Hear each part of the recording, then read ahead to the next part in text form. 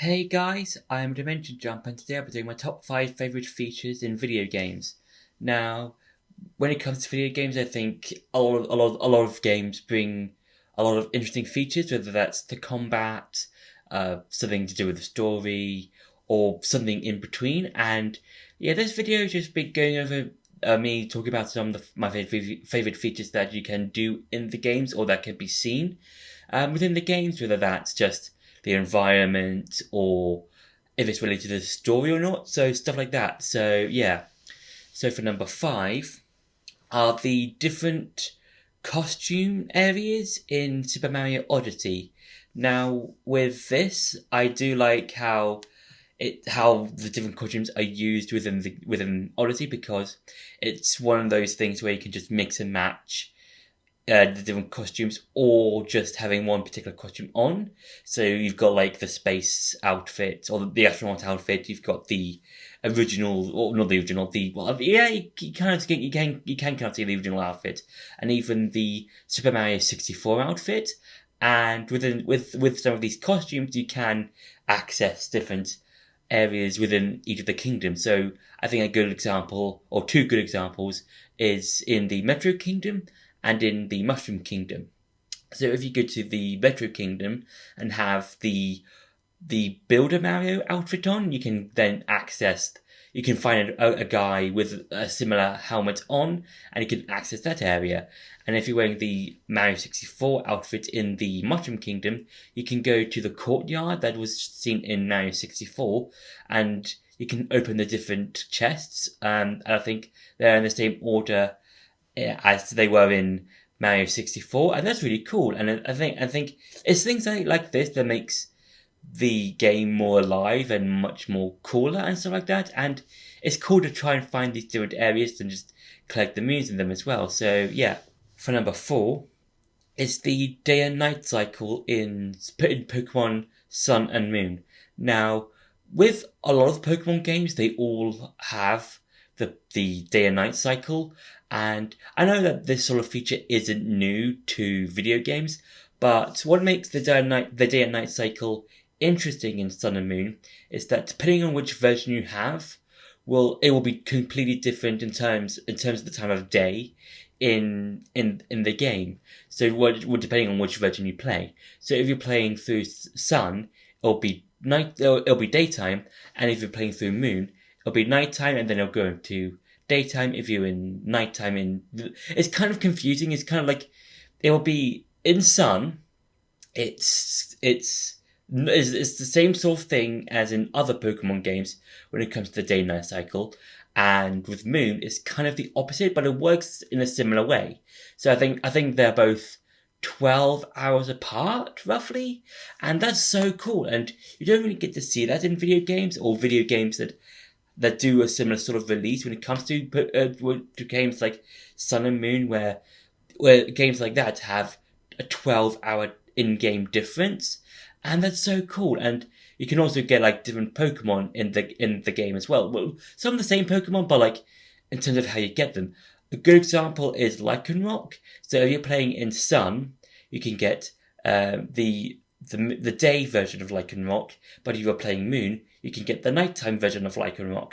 And that's such a cool feature in the game, and I do wish more games or more Pokemon games do something similar to this. So yeah. For number 3 is the top screen in The Legend of Zelda Phantom Hourglass and Spirit Tracks. Now, with Phantom Hourglass and Spirit Tracks using the DS, I think using the top screen feature is a really cool way of playing the game, because they use the map. You can write on the different maps as well. Like here's a portal in Spirit Tracks. Here's a rune you can use to warp to that particular part of the sea in Phantom Hourglass. But another really cool feature that I do like about the top screen is some of the boss fights, because if you look at a boss fight like the crab in the Temple of Courage in Phantom Hourglass, he'll sometimes turn invisible, and you can use the top screen to try and find out where he is, and then you can try and dodge him. And that's such a cool idea. And another boss is from Spirit Tracks is Skeledridge, and that giant skeletal boss in the Temple of Sands, and he's just a huge towering boss, and he takes up both screens, and that's really really cool. And there's also a really cool and interesting puzzle in Phantom Hourglass that does use both the top screen and the bottom screen, and that's in the Temple of the Ocean King.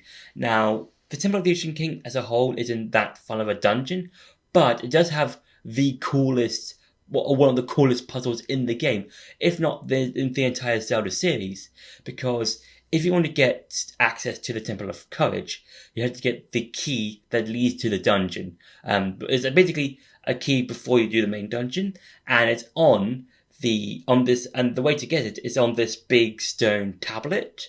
And I think, to paraphrase it, it says something like connect the two maps together or something, and that means opening up your C chart to the same one as on the where the symbol of courage is, and then close your DS together.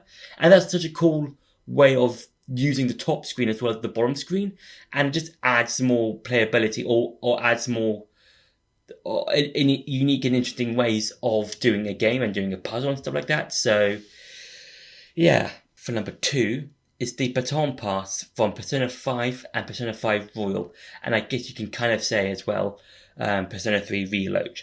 Now, with the Baton Pass, this is a cool feature in the game where you can, when you hit a particular enemy weakness, you can switch to a different character in your party. And so for example, if you're playing in Persona 5 or Royal, let's say you have Joker, Makoto, Arn, and Yusuke in your party, for example. If, let's say, you hit a particular enemy's weakness with Yusuke, you can then switch to Arn, then to Makoto, and then finally to Joker.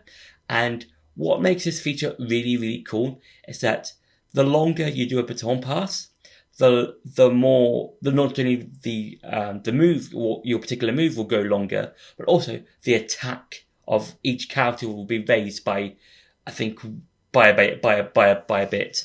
And that's so cool. And I do like how, if you Baton Pass to the final character, they will have the max amount of power that will be written from the other players that you've switched between.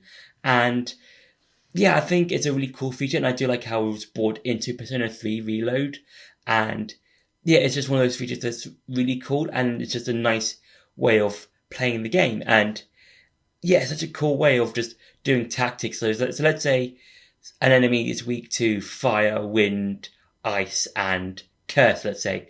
So you want to have, like, try and balance your team out. Like, one character could have wind and fire, so let's say Joker. One could be curse, another could be ice or whatever. And it's so cool to, like, try and, like, mix and match your party members and just doing the Baton Pass. So yeah, that's a really cool feature. And for number 1 is the weather in both the Wild and Tears of the Kingdom. Now, with the weather, I think this is a really nice bit of additional feature to both games, because the weather you don't really think about often in video games. There will be sometimes be weather effects or different weather phenomena in some games, but as a whole, the weather isn't really something you think about when it comes to playing video games. You play a game, you go from start to finish, that's it. But in Breath of the Wild and Tears of the Kingdom, the weather is so interesting and so unique to this game, or to these two games, because depending on where you are in the world of Hyrule, the weather will change. So, for example, if you're in the Gerudo area, it will be the weather will be a bit more humid and a bit more hot. But if you're in the Elden area, you will start to burn up, you will start to catch on fire, that sort of thing. And also, depending on where you are, if you're not in Elden Volcano or the Elden area, the Rito area or the Gerudo area, the weather will change from being rain to lightning to being sunny to being cloudy. And that's a really cool thing. And I think depending on where you are, you will always have to adapt to a particular climate. So, for example, if it's raining, you might have to wait it out for a while. But if you're playing in Tears of the Kingdom, and if you want to try and get to a particular area but it's raining, you can use the floppy armor.